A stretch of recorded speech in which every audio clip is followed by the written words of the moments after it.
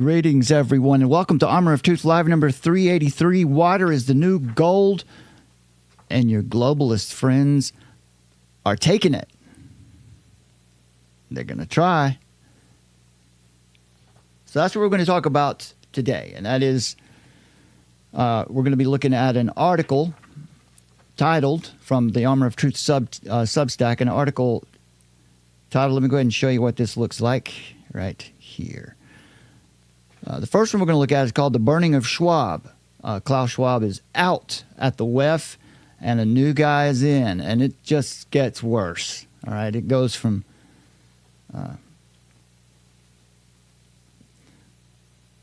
what was his name? I'm trying to think of the name of the Bond guy, Ernst. Sounds like blowback. But anyway, Dr. Evil, right? It just gets worse over there. Schwab is out, but who is in? The former Nestlé CEO, Peter Brabeck-Letmathe. I'm not sure how to say that. That's a nice French name. Looks like Letmathe. They just call him Brabeck. Brabeck. All right. Brabeck. Brabeck is in the house. So Brabeck, who is former Nestlé CEO, and the thing about Nestlé and Brabeck is that, boy, do they own a lot of water resources around the world.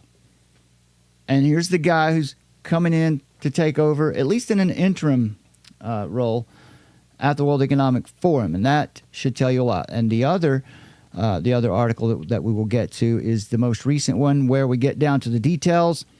Klaus Schwab's fall makes a new phase of control, marks a new phase of control. Sustainable Development Goal number 6. It is not a collapse of the WEF or the globalist system. It didn't die with Klaus Schwab's resignation. It mutated right there. Let's see. How is it? It's not. They're not retreating. They are rebranding. Okay. So before we get into that, let me set you up with some background. I want to share a little bit of a story with you here about culture and technology. About how culture and technology magnify and refine human capacity for both good and evil. And really, that's what we're talking about here. And you talk about the WEF and these globalist organizations, multilateral groups, is because they're all trying to grab the technology today, the new technology, AI, and other kinds of technology that we've never seen before. That make it possible to have more power and control than has ever been had before. Culture and technology magnify and refine the human capacity for both good and evil, and they can even predispose one to being good or evil. Like when one has a lot of power, the heart is wicked. What's that old saying? Power corrupts, but absolute power corrupts absolutely, or something like that. But technology doesn't create evil. Technology itself is not evil. But here's the more important point I wanted to bring up to you, because we have to be extremely careful not to assume that all forms of expression are strictly neutral and can be used just as easily for good as for evil. We must also be cautious not to think of any of the arts, for example, as inherently evil or inherently good themselves, regardless of how they are used. Among the many implications we can draw from these events for a Christian appraisal of politics, or just the current events in the world today, it's important to know that a development of culture and technology does not signal a corresponding development of morality and civility. I think we would all agree with that, right? As our technology expands and grows and becomes more sophisticated, as society progresses, we don't necessarily become more moral. We don't become better people because of it. Making people more articulate and more capable does not make them better people. It just makes them better at being what they already are. Fallen. And here's the big point. Listen to this. One of the significances of I don't want to use the word because it tends to hurt the videos. The thing that happened in World War II in Germany, that thing, what was done by the Germans, not because Germans are worse, but here's the point. Before the Holocaust, just about everybody in the Western world thought of the Germans as the best. They had the best universities, the best technology. They were producing some of the best scholarship in the world, and they were leading the flock in so many ways, which is another way of saying, and here's the point, the nation that at the philosophical peak of Western Enlightenment values is the nation that led us into genocide. So there's the lesson. These technologies certainly don't make us better or more moral, and morality doesn't evolve either, as we're told. But before we dive into this, I want to draw a broader frame around what we're seeing, because what's happening with water isn't just a policy issue. It's a symptom. It's a signal. It's the next phase in a much older ideological war. From education to identity to environmental policy, our modern systems are discipling all of us into a new religion, one that denies creation, mocks transcendence, and replaces divine law with behavioral control. At its core, this is the system that Francis Schaeffer warned about, one where man is reduced to a machine, where grace is abandoned and where man becomes merely part of nature, with no soul, no fixed identity, and no moral law above him.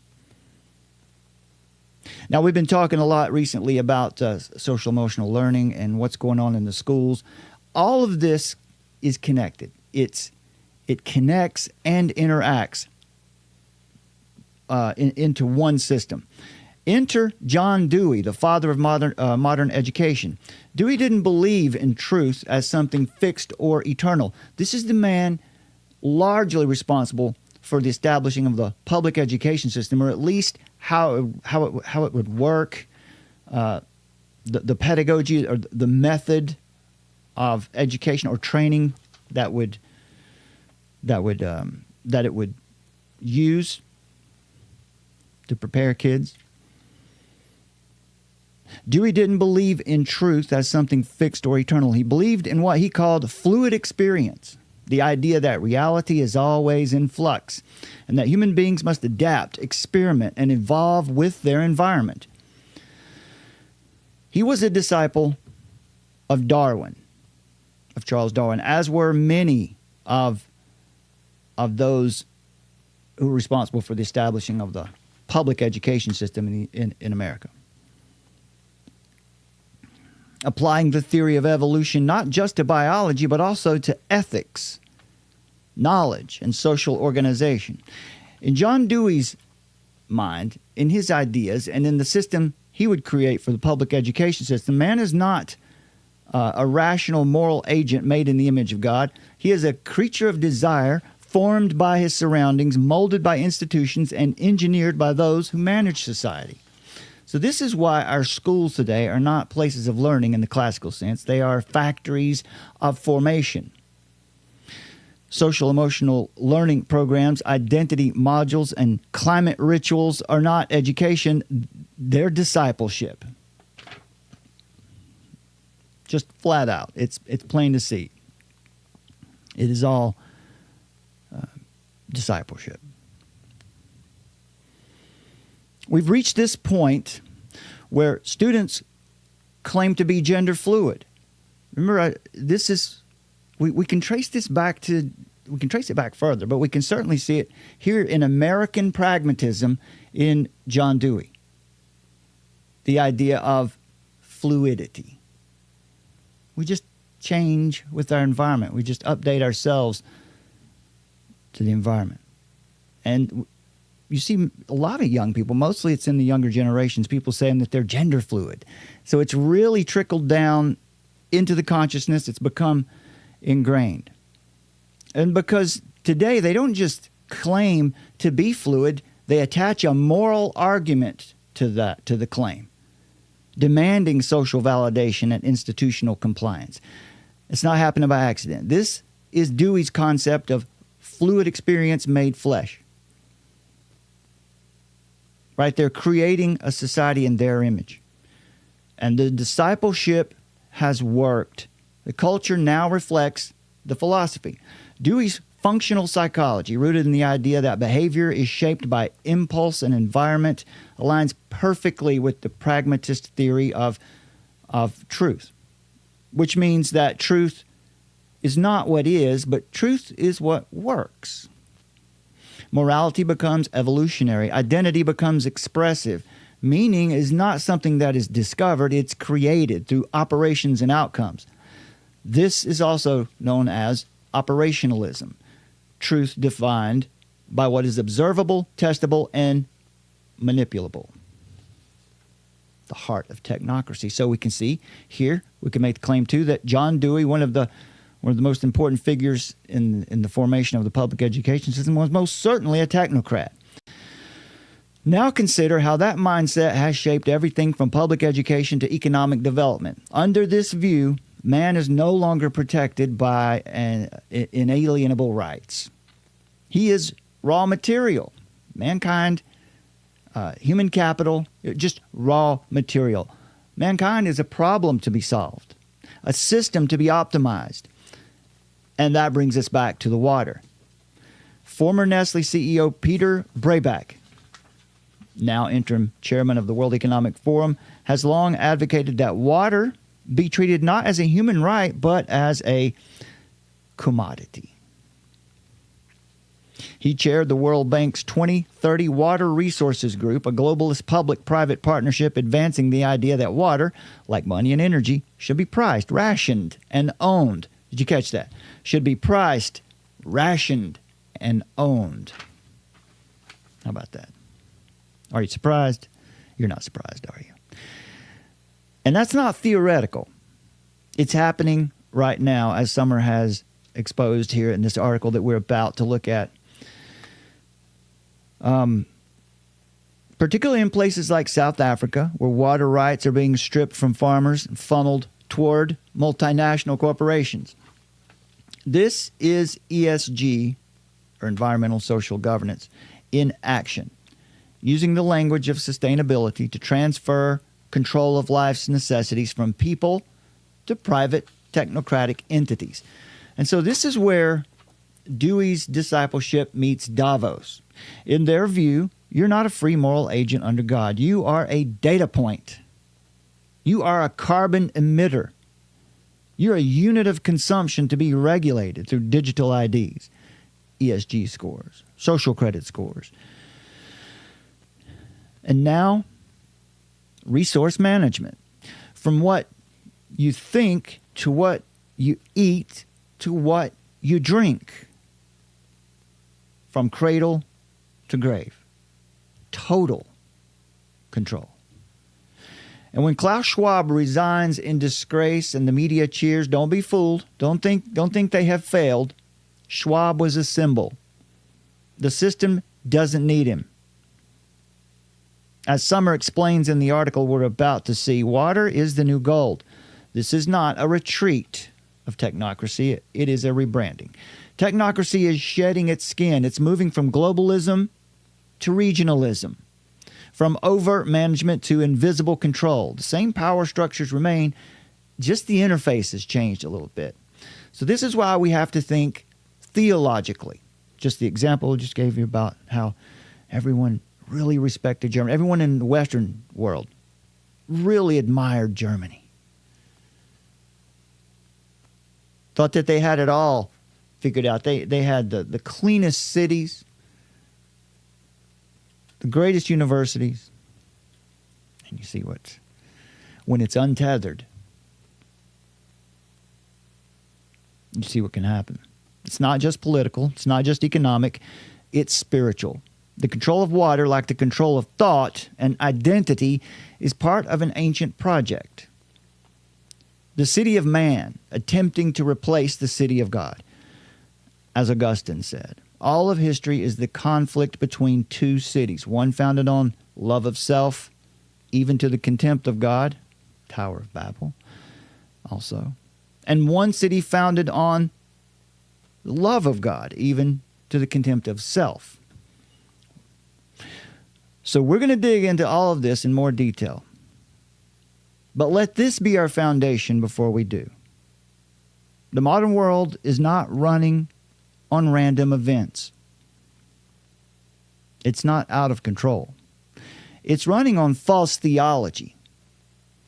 And our task, as always, is to proclaim the true King, the true shepherd, and the true source of living water. Blessed is the man who trusts in the Lord, whose trust is the Lord. He's like a tree planted by water. Okay, Summer, join us and let's talk about. Hi there. Let's talk about these articles. Let's jump in here to the burning of Schwab, the article from a few days ago. False flags, false hope, and water is the new gold. So About South Africa and the Schwab's involvement with South Africa, meddling with their government and everything.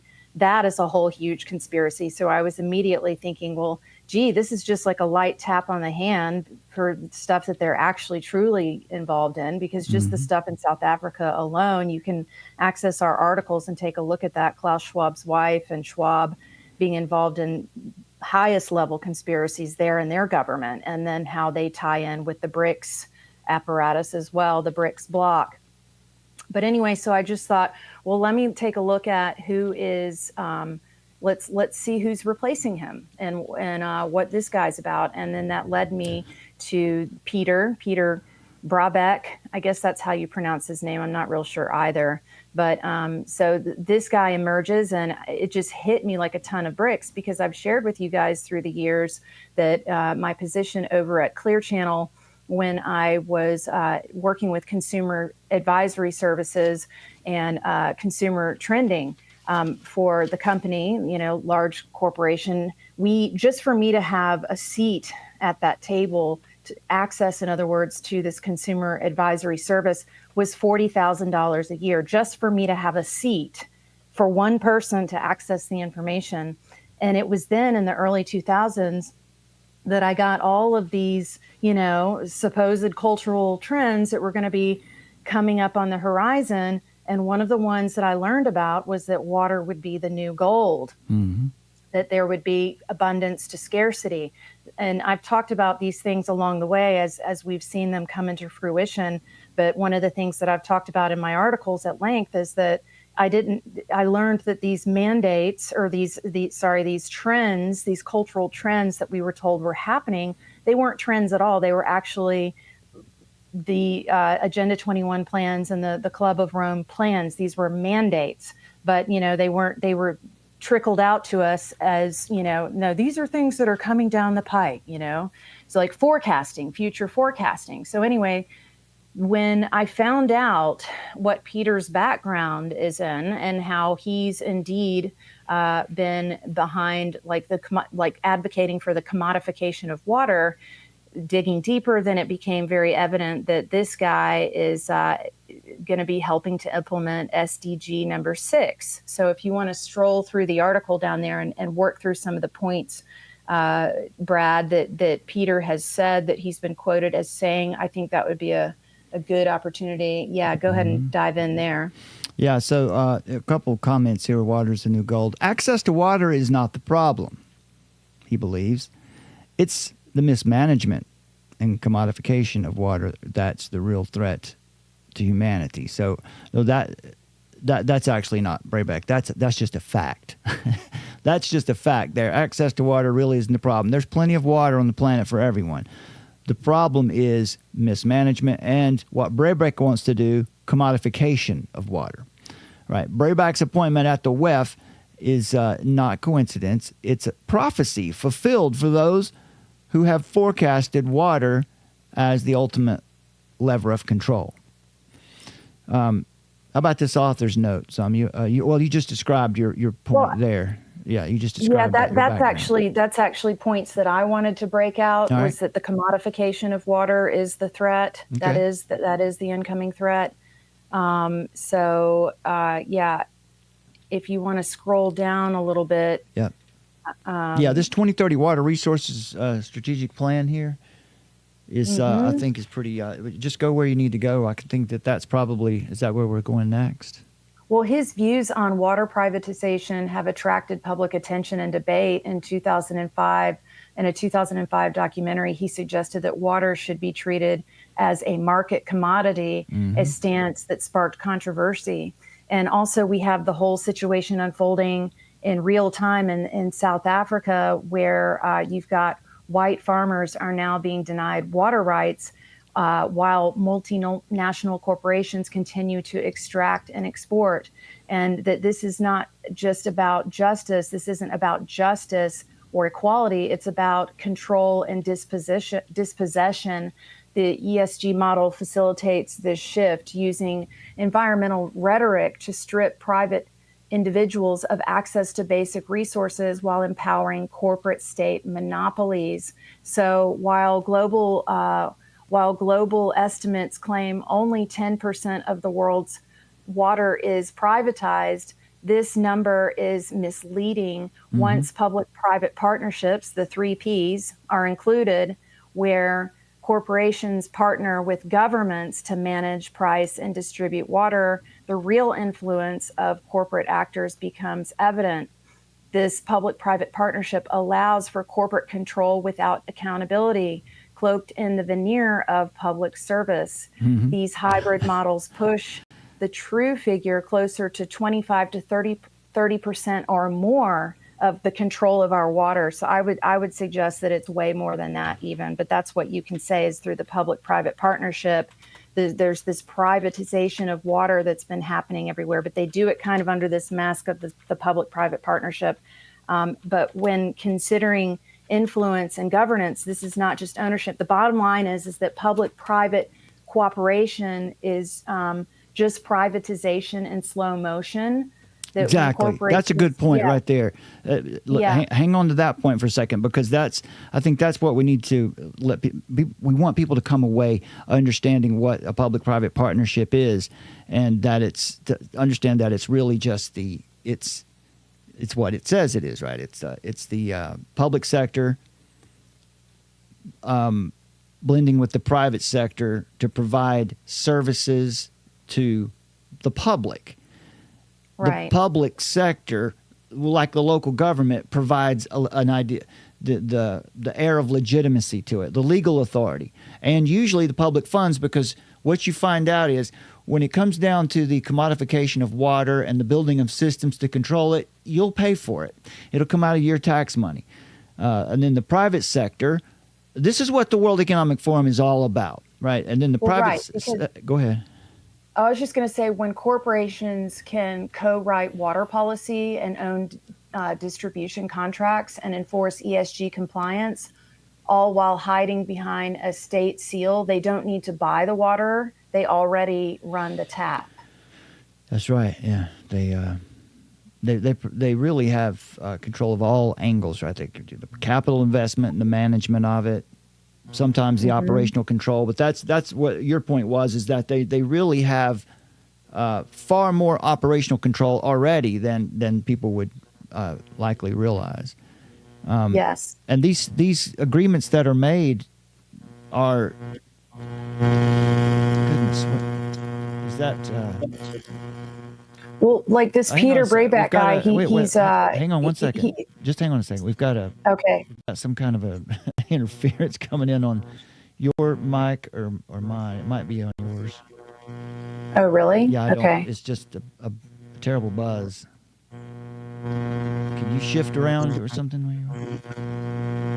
No. Okay. I don't believe so. Yeah, it's bad. It's. So okay. Okay. Yeah,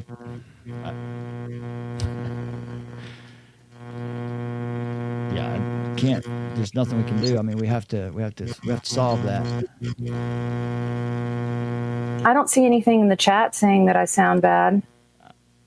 Nobody's made a comment in the chat. It's not that it's not your sound. There's an interference coming through that little mic cable or something. Just move that cable around or move the little receiver around, if you would. Yeah, okay. That's good. I don't know what's going on.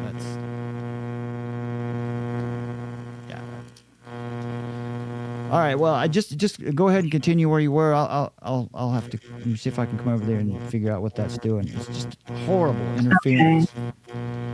Go ahead and keep going. Well, I mean, if you want, you can just continue on, and I'll. I can't. No, I have to come fix the mic. So just continue where you were, and I'll come see what's going on down there.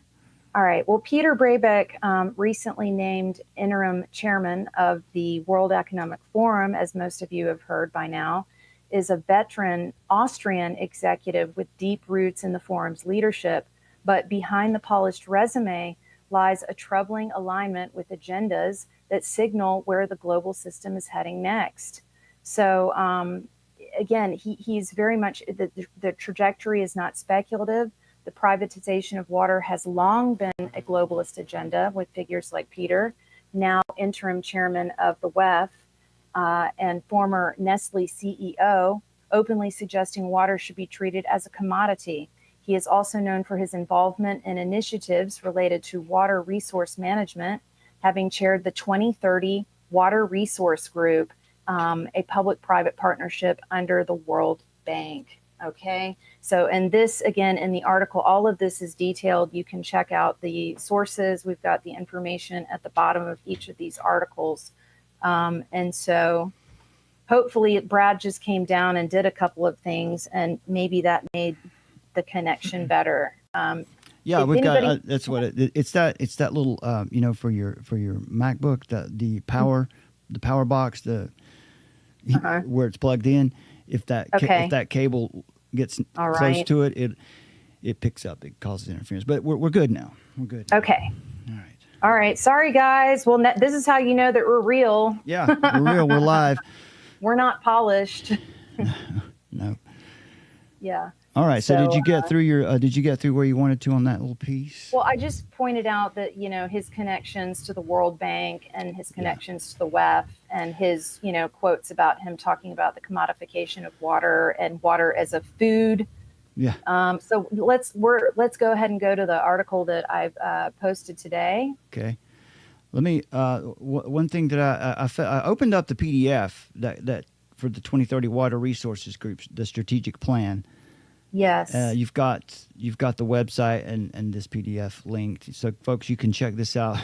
If you want to check it out, it's only 20 pages, but you can learn an awful lot in here. You're going to hear most of this in our report here today. But there it is. There's the interference is back. So.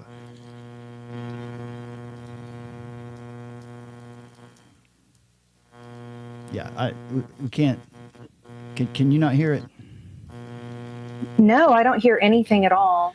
Okay. I don't hear anything at all. All right. I don't.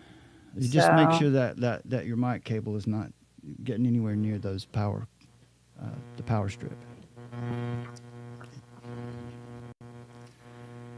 I was going to, for a second, explain a little bit about the public-private partnership and what it is and why you need to be aware of it. You not want to mute yourself while you do that. Again, when the public sector and the private sector collude, I mean, public-private partnerships they definitely can do good things together. But ultimately, the outcome is never going to be good for the people. Like you might see in your hometown. You might have noticed that there's new bike paths or a new bike trail or a new, they call them greenways. We've got a couple of them around here. There she is. Am I buzzing? Yes, you're still buzzing. terribly. Okay, well, I guess I'm off the call. You're not. Just unplug the microphone. It's just okay. If you, I don't know. I'll have to just come down there and reselect your microphone for you. Just jump to the next piece. All right. Just move to the next topic, and I'll come down and fix that for you. Okay. Can you hear me at all right now? Sorry, folks. I don't think she can hear me.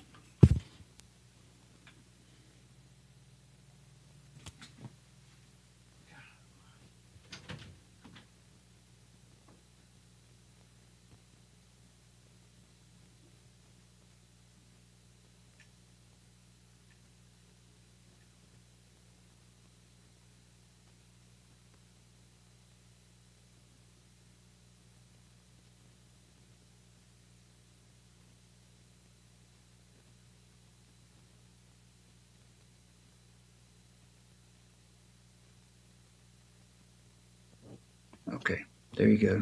You should be live now. Go ahead. All right, guys, hopefully you can hear me right now. Big apologies for this. Again, we are still displaced out of... All right, here it is. This one's Klaus Schwab. Klaus Schwab's fall marks a new phase of control. Sustainable Development Goal 6. This is not a collapse.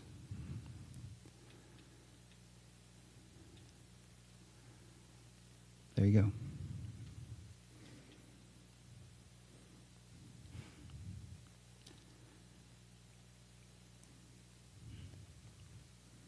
Anytime you're ready. Oh, I was... Corporatism goes are really not that severe, but they're rebranding, not retreating. They don't need the villain anymore. They're looking for a new mask.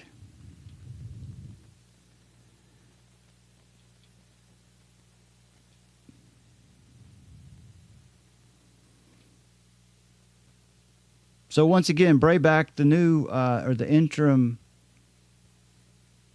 head of the WEF, former Nestlé CEO, he's not a neutral steward. He's an evangelist of water privatization. And privatization is the term you need to be familiar with here.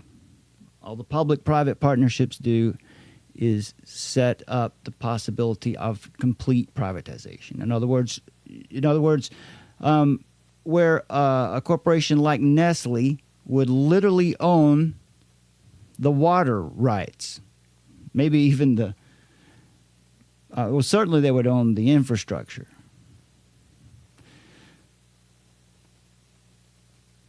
It's not yet possible to actually own the water or own the resource, but you can own the rights, and that's what really privatization of water rights. And of course, the ability to get water to where you are, right? If they were to, they might not own it, but if they were to put fences around it and lock people out of it, whether it was reservoirs or places where aquifers were, then that's one way they could. Yeah. They could, well, I will say that what we're witnessing is again, it's not a dismantling of the WEF, but it's an evolution. So that the technocracy is decentralizing, embedding itself into regional governance systems, biometric ID infrastructure, and ESG compliance frameworks. And Schwab's face is just no longer necessary. And Brabeck's appointment signals the shift to water as a weapon. So, he's been a staunch advocate for water commodification. And I just can't help but feel that this is not an accident that he was chosen to be installed at this time. So that it signals the next phase, this SDG 6, Sustainable Development Goal number 6, about water, the control of water as a new lever of global submission. Because, if you control the water, you control life. And if you make it scarce, then that is especially true. And again, that's where the in my iconoculture futures company relationships, back 20 years ago, they were sitting there saying, yeah, in the future, water will be the new gold. And everything that they've forecasted for the future has happened exactly. Why? Because it's an agenda. It's not something that's happening randomly. This is something that's been planned, which I can personally attest to having been aware of, back in the early 2000s when I first heard about this. So, basically just be ready, be aware of this. This is Sustainable Development Goal number 6 and Agenda 20. It's part of Agenda 21, and it's part of their global governance frameworks. So, and like just be on the lookout for this public-private partnership that they're using. They use that as a way to, get around different laws and regulations and policies, right? So they get around those things by using these public-private partnerships. And that ESG is the enforcement arm of technocracy. So ESG frameworks, far from being about ethics or environment, are compliance tools, and they determine who gets access to resources, loans, legitimacy, that water will now be rationed not by need, but by also, adherence to ideological metrics. So, again, like the thing in South Africa, it's like, well, white farmers aren't going to be getting these water rations, because of social justice and equity reasons. No, this is to dispossess those people. This is to control them and weaken them. So this is so scary because, they just say, oh, because we care and because it's great for the environment and because it's the just and right thing to do because of the oppressed, illusion that they've cast upon the world, this spell that they've cast upon the world. There's not going to be any liberated peoples, like these people that are being told that they're going to be liberated from what they perceive to be this oppressor class. This is going to be the greatest colonization of all human history with this digital lockdown that they're trying to put us in right now. So, the reason why Brad and I felt compelled to just jump on today is because, like, for example, we were sitting here as we do and writing and researching and reading, and we came across Larry Alex Taunton's video, and he was covering about Klaus Schwab. And, just he did say, he was like, I'm just speculating why Schwab is being taken down, or not taken down, but, stepping down, and why there's this little flurry of controversy around him. But what he didn't talk about is the person that's being installed in the interim. And that person, when I went and looked into it, is this Peter person who has got this very intense history and connections with the World Bank and with the WEF and with the commoditization of water. So we just felt like we wanted to jump on and let you guys know that that's something that is undeniable, that there's certainly a connection there, and that it's more than, I know that there's people out there that are sort of discussing Brabeck's connections with Nestlé and water and stuff like that, but they haven't connected that, what this idea of water as the new gold and the SDG 6. So wanting to just, put a peg on the board and let you guys be just having awareness around that. All right. Yeah, let me just continue what I was to help folks understand a little bit more about what the public-private partnership is, because it's going to be, that's going to be the model. That'll be the model for wherever you are. Doesn't matter where you are in the world. We've got some folks over in our chat. Let's see. There it is. From the UK, Joan Matchett is here from coming in from the UK, flying the Union Jack in the chat. Brown John, Joe Pope, Solapter. Propa Pictures is here too. Latasha Jordan, there's Scott Christ. Thanks, guys, for being here. But, if you're in the UK, wherever you happen to be, the same model, they want to implement the same model. And it's, again, as Summer's been writing about a lot here lately. You'll hear them say something like, "Well, globalism has died. Globalism is over. It's failed." But that's whether or not that's the case is irrelevant. The system that's being constructed, the enclosed system, is regionalism, and you can see that evidenced in the BRICS Plus nations, and even in Trump's rhetoric about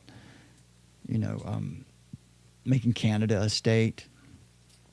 Yeah, the long game strategy laid out by globalist architects like Lincoln Bloomfield and John Foster Dulles, who envisioned a world system where regional blocks dissolve national sovereignty before merging into a single global authority. So yeah, Brad and I have been writing about this for quite a while, regionalism. So that's also the restructuring that we're seeing with the tariffs. Globalization is over because it was a phase and they used it. But now what they're doing is regionalism, and regionalism happens before the single global authority. So it's like the next phase of it. We're now in a closed system technocracy. So we've got articles on that too, where we've gone into discussions on how that works.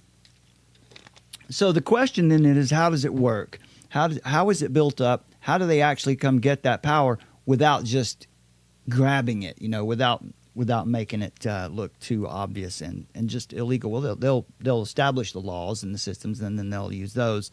That's exactly what happened in Germany, our example from earlier. But when private corporations become partners with the state, this is also known as the first stages of what's known as fascism, when you have this blending of the state and corporations. But at this stage, when the private corporations partner up with the state, they gain influence over public policy. So you see, this is how groups like the World Economic Forum could have real influence and over policies at the local level here in the United States, through their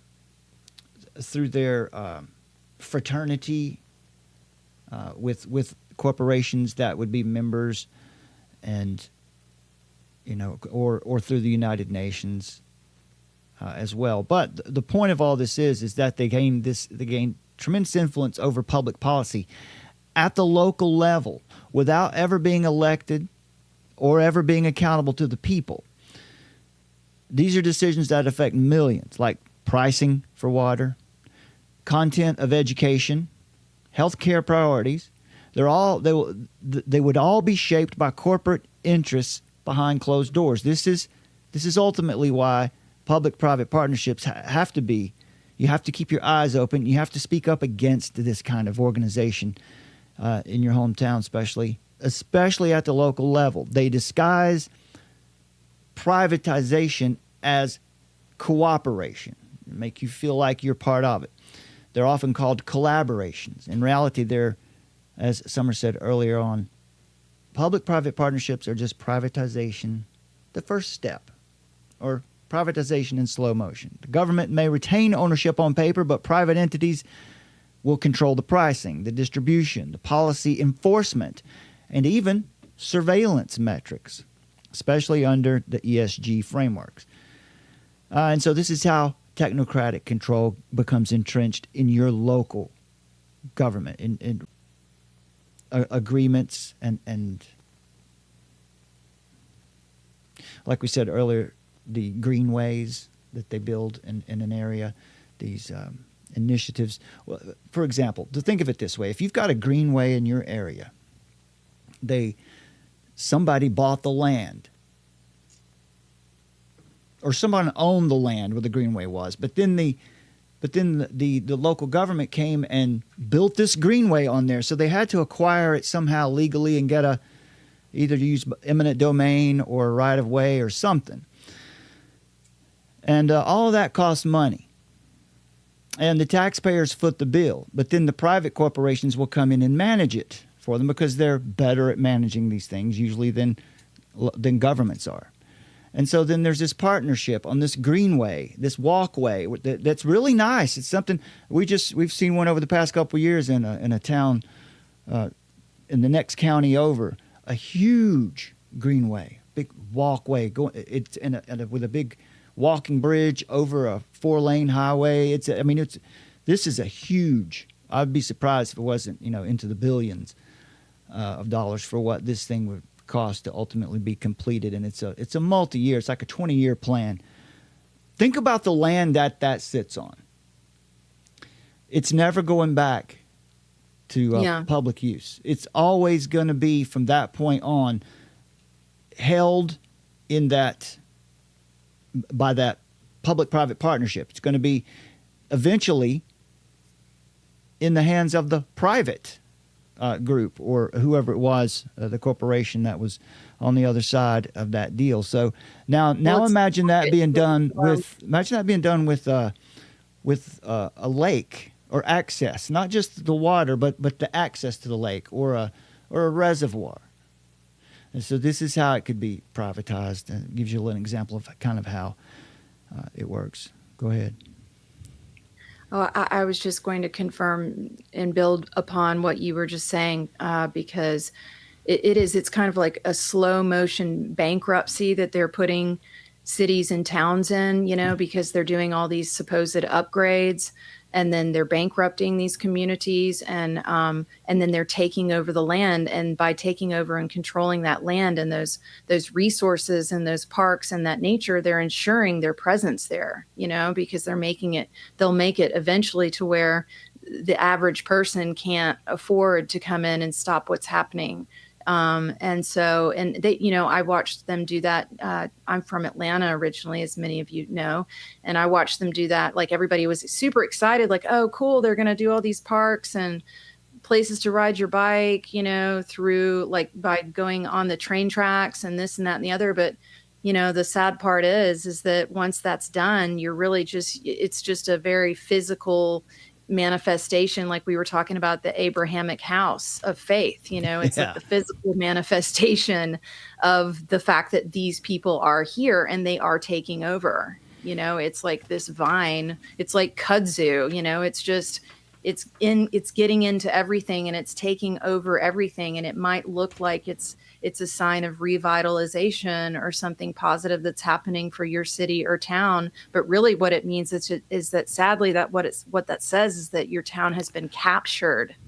So this is why you have to be involved. You have to really, you can't just assume, you can't assume too much or too little. You can't assume that that it's all over. And you can't assume that you're insulated from it all if you live in a small town like we do, because they're everywhere. There's something called, if you read in Rosa Corey's book, Behind the Green Mask, she helps you understand the concept of something called regional supergovernance. And that is where you have the mayors and town managers and officials from many cities or counties come together to meet. And who called them there? Why are they meeting there? Why did they? And would you find out when you see these kind of super governance meetings or coalitions, there is somebody that's either from the United Nations or some corporation, some non-governmental organization who's running that whole cooperative in order to get all of these people singing on the same sheet of music, to encourage them or bribe them, to give them, people are pretty easy to control. You can control them with promises of money or promises of more power, or promise them that they'll have a lasting legacy if they support, if they allow this to go through. And then once the camel's nose is under the tent, it's all over. There's a little breakdown that Summers put together that's really helpful, I think, as some of the takeaways. So Peter Brabeck, the new chairman or the interim chairman at the World Economic Forum, his rise to power there signals the elevation of water as a key resource for global control. Water is the new gold. Again, sustainable development goal number 6 is also known as the Agenda 21 Sustainable Development Framework, originally adopted in 1992 at the Rio conference.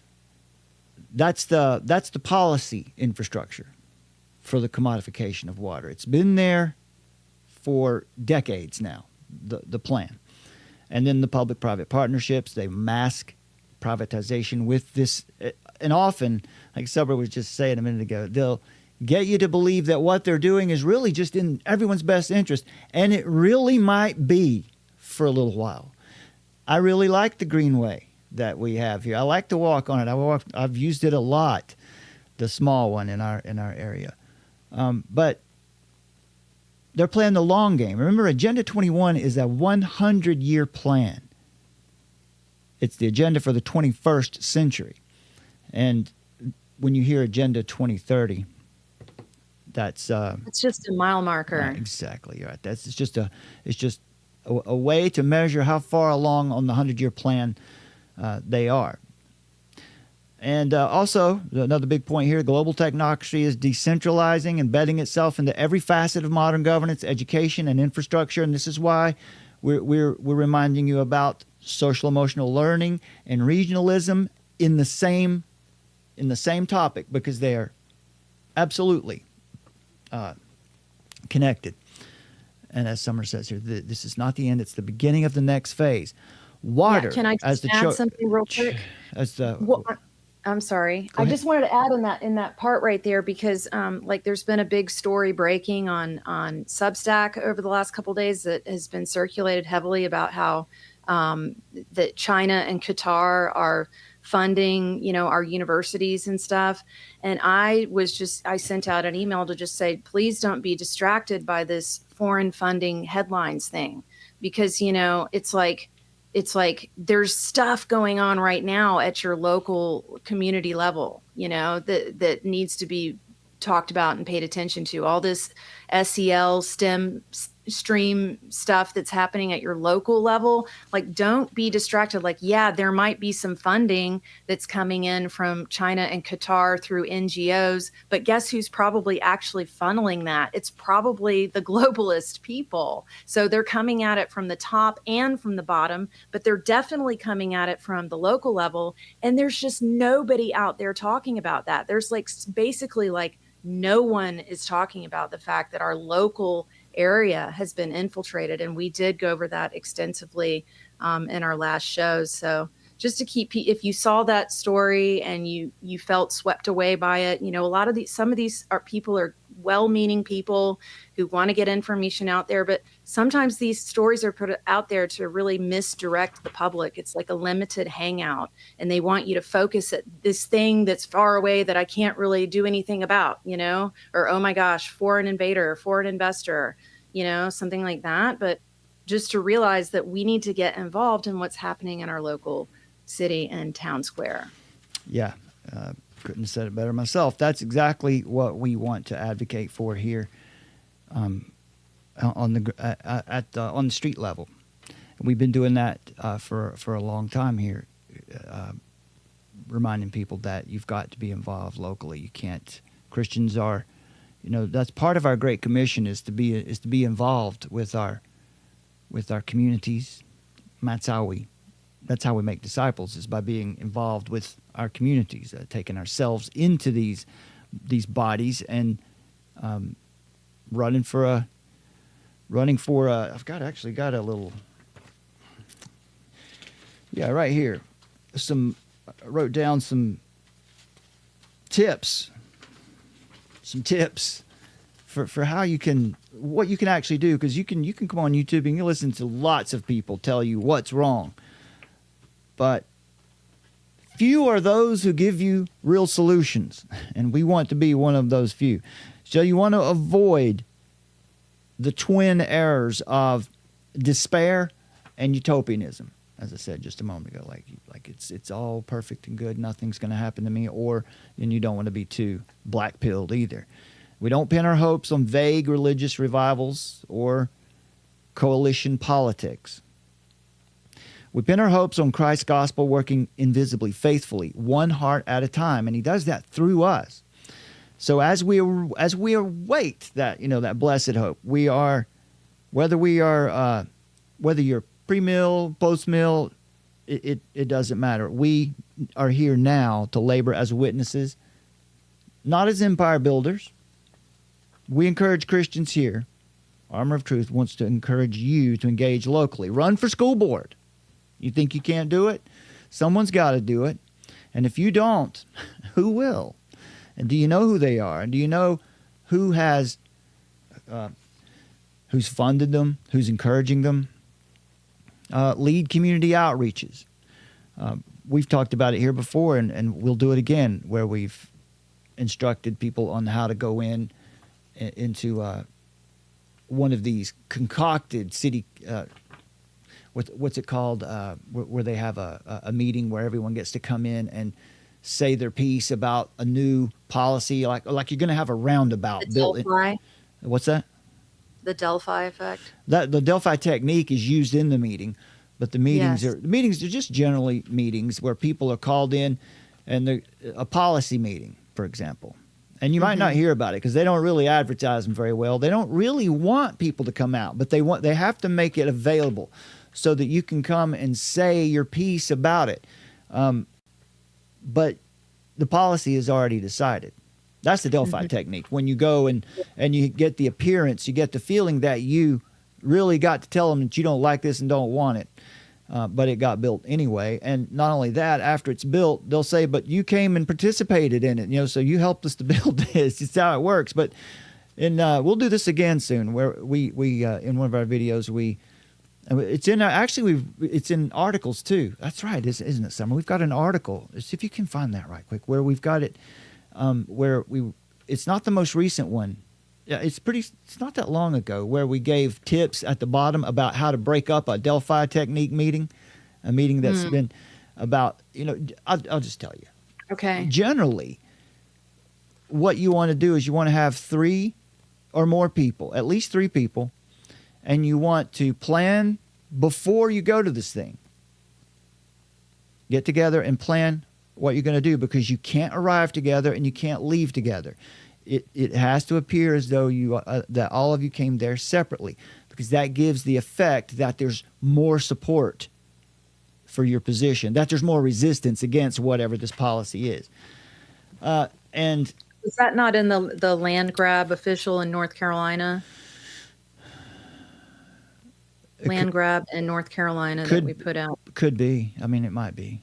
But okay. Yeah, it might be one of those. But it's generally that's kind of how you would handle it. Yeah, it's one of those videos, or one of those articles like that. Mm-hmm. It's not the most recent one. They told us so. Maybe it is. I don't know. But it's at the bottom, or close to the bottom of the article. I'll see if I can find it right quick, because it's a really, there's the Agenda 1 blueprint playing out. No private property, technocratic land control, population management. These again, there's that word resilience again. Resilient zones. Have you noticed that? Are you noticing that out there? If you're noticing the word resilient, if you're a parent, or if you're not, and you're or the word care, because they'll use the word care. Yeah, I think one of these days, maybe this week, we can just open up our we've got a huge vocabulary database built up of the words they use, the masking language they use to cover up what they really mean, and then we got a biblical refutation or response to all of them too. So we'll get into that real soon too. There's Corey. I wonder if that thing's. It's not in this particular article, but it's I don't know. I'll look for it. I think we can find it maybe. Or we should just probably devote a whole show to it. I think we'll do that. That'd be a good idea, and we can help you learn how to engage. Mm-hmm. Because who you're going to be engaging is going to be your own neighbors. It might even be your own family members, but it's going to be people from your town who are in the local government. Now, there will be occasions where outsiders, non-governmental organizations, will have people come in and run these meetings. And in the article,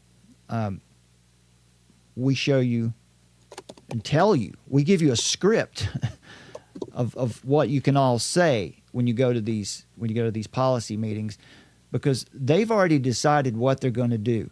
And what you want to do is all of you who are there together, but not really. You want vibrant. You want to what's that? Joan says vibrant. They use that one a lot in Britain. Vibrant, is it? Vibrant's one. Yeah. Oh boy, that sounds right. Vibrant. Yeah, definitely it is. It's one of their key words. Yeah. Yeah. So what we really have to do is we need to be discipling the next generation, and this is part of it. This is part of it. Training the next generation how to defend. How to defend your freedom, because the reason Christians want to do that is because that's one way that we can fulfill the Great Commission by keeping our hometowns and our areas free. Local autonomy, right? That's the idea. So that the gospel can go freely, so that we don't see these intrusions on the church.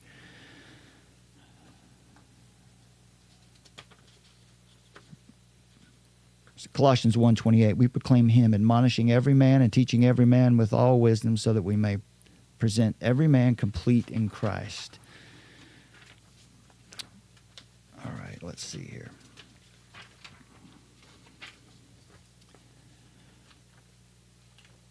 One of the points I thought that would be good to make, that we should probably say too, is that, you got any idea? Did you find out any idea what that article is? It's got those points in No, it. I don't. I couldn't find it. Okay. Mm-mm. Well, just search Delphi. It'll come up there. Regionalism, that regionalism is from last year, June 3rd of last year. April 16th, Trump's tariffs and the Trojan horse of technocracy. Yeah, that was a good one. It might be in that one. Yep, there you go. Here we go. We'll just do this right now. How about that? The local enforcement of international policies through Trojan horse programs like of their movement, using words like CARE. It's a CARE initiative. If Americans and other free peoples fail to recognize that regionalism is the delivery mechanism for technocracy 2.0, then you're going to wake up. You're going to wake up soon in a world where sovereignty was not taken, but it was federal government or someone else at that level, or even at the state level, to defend your sovereignty. It's your duty to do that, and the way you defend your nation's sovereignty is to fight for your local autonomy. The true battle for freedom is local autonomy versus regional, then global harmonization. So you got to know your enemy, and you got to know your strategy. You're fighting for local autonomy. You want your local government to be free of regional governance influences, too much state influence, and certainly you want to try to keep the federal government out of your local government as much as possible. The reason, all the problems that we saw with FEMA over the last year and what happened after the hurricane, that is because local governments were dependent on FEMA, and they couldn't even really react to help their people when something really bad happened. America is a republic if you can keep it. So here's some tips on how to engage. If you go down to your city hall, your town hall, and there are one of these policy meetings, or it's just a regular city hall meeting where one of these policies or one of these topics comes up, and you know it's happening. This is how you can be a whistleblower and a disruptor of global agendas at the local level. You need to be aware of when they're having their meetings, first and all, and you need to be attending relevant meetings. Bring at least one friend with you. You need 3. You need to have 3 people. Record the meeting. Make sure you check your local laws to see if it's okay for you to record it, audio, video, but get some record of what's going on in there. Submit public records requests on funding, emails, planning documents. Tell them You want to see what they're doing. Share what you find on social media. Make flyers. Tell other people about it. Tell the people at church. Tell local press in your area who are implementing climate action or resilience or smart growth initiatives. Look for local adoption of these terms: 2030, Agenda 21, sustainable development, equity, inclusivity, walkable cities. One of the things that's really that is really tied to Agenda 21, sustainable development, United Nations, is invited in. Go to those things and see what they're saying. Find out what's going on. Look for these terms: mixed-use human settlement, equity in infrastructure, regional stakeholder consensus. Be vigilant for these and research these organizations, specifically this one. We call it ICLE. ICL, what to look for. Of course, understand the Delphi method, how a lot of these visioning sessions and planning meetings, it's how they're run. They'll let you speak for 2 minutes or 3 minutes, and that's it. But this is why you go with resistance. Go ahead. I was just going to say, yeah, I didn't remember exactly what you were talking about, but I'm so glad you're going through this. Yeah. And if you go like further down, there's also more tips that are really good too. And right here's the original too, just so you guys know. This is the original. This is a link to the original Agenda 21 Earth Summit, United Nations Program of Action from Rio from 1992. This is where it started. If anyone ever tells you that you're crazy, this thing doesn't exist, it's just, well, we've got the book right from the United Nations. This book, Program of Action, it's got all of these policies, all of these. It's an early example of what would become known as the Sustainable Development Goals later, but it has way more detail about how it's done at the local level, and you can download it right here and have this PDF for yourself. I'll just click on it. Well, it's a download. Yeah. Anyway, you can do that. Okay, yeah, so it would go again. Attend your local meetings, but don't just watch. Go to city council, zoning board, and planning commission meetings. Look for these visioning sessions. Community stakeholder meetings, often where pre-written United Nations aligned policies are presented. Make sure you're taking notes. Record them if you're allowed. You need to make sure that you ask beforehand. Now, some people will tell you that you can't, but you need to check your local laws and policies, because some people tell you can't, and just because they don't want you to. But you should be allowed to record things in public. Generally, you can. All right. Here are some talking points for you to remember. Okay. Now, this is, I think, probably be a good idea to drop this particular article.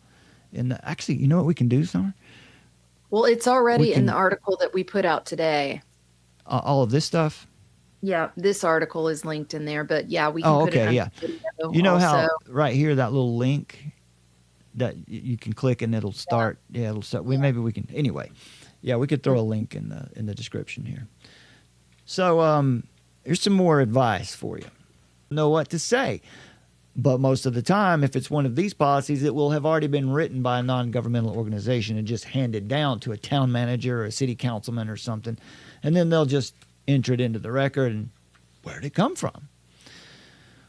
Was it developed locally or modeled after United Nations, World Health, non-governmental organization templates? Again, who funded it? Are there external grants or NGO partnerships pushing these changes? There's just some questions that you can ask calmly, confidently. What impact does this policy have on private property rights? Parental authority, right? If you've got a child in school and you go to a school board meeting, this is a great question to ask. What impact does this policy you're planning here have on parental authority or parental rights? They might look at you like you're crazy.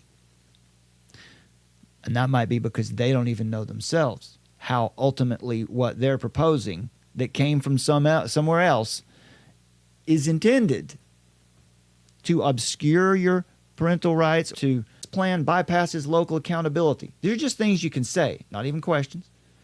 This appears to mirror international frameworks without public consent. Or how about weeding sources and external influence? Again, show us who's paying for this. Is it coming from our tax dollars, or is it coming from a federal grant or a United Nations non-governmental organization grant? That's how, again, people got in trouble when the hurricane last fall, because local governments had become so consumed with writing for grants from FEMA that they spent more time doing that than they did planning for actual emergencies, because they can get millions and millions of dollars from FEMA, build a new fire station, build a new hospital or rescue squad, or get new trucks, get new rescue equipment. But then there's always the catch, right? When the disaster strikes, you're not allowed to ask for help from anyone else. You have to wait on FEMA. You can even say something like this: if things are so, there's a sense of policy and control there. No, that's governance. That's rudimentary. That's not a great explanation, but it's generally how it works. Government is something different, right? You're a part of the government. Governance is something that happens to you. Human settlements, what are those? Make them define what a human settlement is. What does it actually mean in policy terms? Use their language against them. Say things like, I'm concerned that this plan undermines the local voice. Always remember, again, we can't say this too many times, national sovereignty is defended first by citizens who are protecting their local autonomy. Keep your tone polite but firm. Remember that ultimately we're representing Jesus Christ. We're representing our master and our king here while we're in this world. So we want to be good representatives, be polite but firm, because these officials, remember, everyone has been trained up in this touchy-feely stuff for a long time now, and these officials are trained to dismiss anything that sounds too direct, too angry, or too conspiratorial. Sensitivities training. Yes, exactly. Sensitivity training. Be sharp, not ranty. That means that you need to know what you're going to say before you go in there. You just write it down. And if you've got some of your friends that are really good at this, that are good at being cool and calm in a public setting and putting these things out, have them be the spokesman. Make sure you document things. Keep notes. Record the meetings. Set up a YouTube channel. It doesn't cost you anything to do it. You can post it. You can find video. You can find channels all over YouTube where people have done just this. They go to their city council meetings and they record them specifically to keep up with their work emails. Pretty soon, you can expose the NGOs that are influencing this stuff. Use the power that you have before it's biased and assumes that an agreement has already been made. If an agreement's already been made, then why are we here? What is this about? If the leader of the meeting is suppressing dissent or categorizing what you're saying or your group is saying as out of scope or not constructive, just remain calm and be persistent. Don't argue with that point. Keep calm and continue to make your points.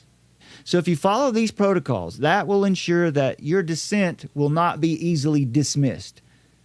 Wise as serpents, gentle as doves. This is who we are. We can do this.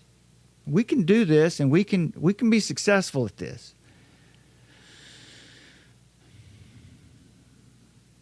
Don't fall for their suppression techniques. Plan carefully and outsmart them at their own game. They're not smarter or more powerful. They just have more training. They had a plan before they came to that meeting, so you need to have one too. Even if you don't win every battle, and this is an important one, because you won't win the first one. You won't win. Maybe you won't win many. Maybe you'll win them all. I don't know. But the point is, the presence of a coherent resistance can be enough to dissuade any future infiltration of these sustainability projects and policies. All right, you can also form a counter coalition. In other words, these people who are aware and interested and eager to prevent this from happening in your area, stay in contact. Start a Facebook group or just meet in person. I think that's so much better. Invite speakers. For example, how about this? Invite speakers to come to your hometown. Invite speakers who know something about technocracy and smart cities and digital ID. Invite speakers who know how to wake people up with context to come to your town or to your church and to speak to you. Don't hesitate to contact us if you want someone to come speak to your local group or your church or your business or your local government or whoever. Don't hesitate to contact us. You can reach us at hello@armoroftruth.net. Look, if you can just help us to get there and help us to get there and get home, we're happy to come and do whatever we can to help out. We would come to speak to your local groups about these policies and help you form an informed and confident resistance to the local tyranny. Again, there it is. I said it there too. If you can get us there and help us get home, then we will give your group our best. Put it on the record. Propose resolutions that require public referenda on zoning changes, like require your local government to have to hold a vote before big changes tied to sustainable development goals or resilience hubs or whatever, before any of that stuff is done. So remember, again, global policy is enforced locally. You can't vote out the World Health Organization, but you can vote out your mayor, and you should if he is into that or she. The battle for freedom is here. It's at the zoning board, it's in the school district, and at the city council. Local is the battlefield. Globalists want you to watch Geneva or D.C. while they capture your town. So be a whistleblower. Become a watchman. Speak up. Record, organize, and never forget, you don't need to be a majority to change a city. Even a remnant of awake and brave citizens can have a strong effect. And I think we should give proper credit to the late Rosa Corey, who much of this is straight from her book, where she explains the problem in the first half, and in the whole second half she's talking to you about solutions, about how to block this stuff. And okay. Well, Summer, I think that's Yeah, we got off to a really bumpy start. I'm sorry about that. somehow it always happens, right? Yeah. Well, we're gonna be back in our studio this week, and hopefully back in. Thank you for joining us here today, folks. If you would hit the like button, hit that thumbs up, help us out. That's a good way to help us out here. Stripe account. We've got lots of ways. But more than anything, download the Armor of Truth mobile app, because that's going to, soon enough, will probably be our primary hub. We'll see how things go.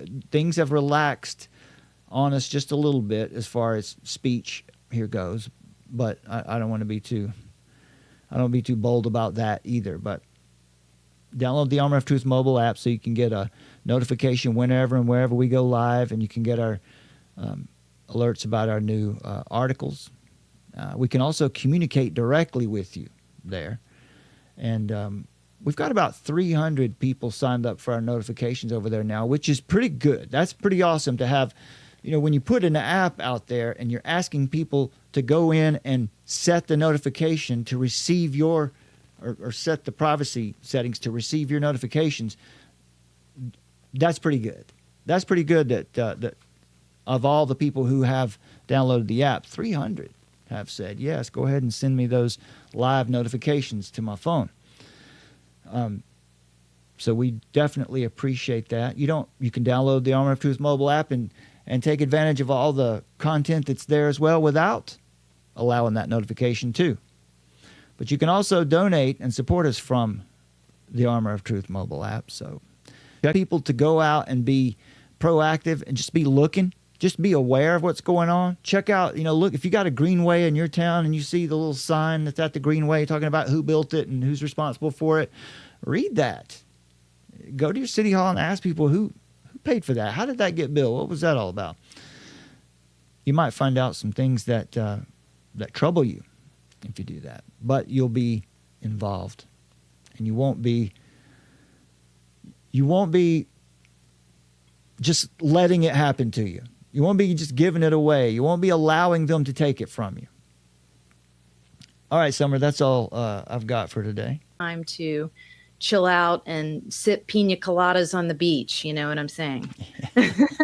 Not that you would be, but stay vigilant, in other words, and please share this information with others, because I think it's there. The psychological warfare has gotten so, it's like they've taken it up several notches, and there's just so much misinformation out there, and it's like, and plus they suppress what we're trying to talk about over here. So if you would just please share the article around and let people know that you love, that would be open to hearing what you have to say. And thank you, as always, for being with us. Yeah, great points. Their projects, no matter how wealthy or prestigious they are, or how powerful they may be, ultimately, they'll lose. Ultimately, they'll fracture under the weight of human pride and greed and short-sightedness. But as the prophet Isaiah declared, we know where the truth is, and the eternal truth. We know where the foundation is. The grass withers and the flower fades, but the word of our God will stand forever. So only by building upon that eternal word can we, families, our institutions and civilizations, hope to endure beyond the span of one frail generation. We are multi-generational. In fact, we can trace our roots all the way back to the beginning, can't we? So we have that to our advantage. So let's remember who we are. God bless you, my friends. Thank you, those of you who are joining us live here, and we'll see you again real soon.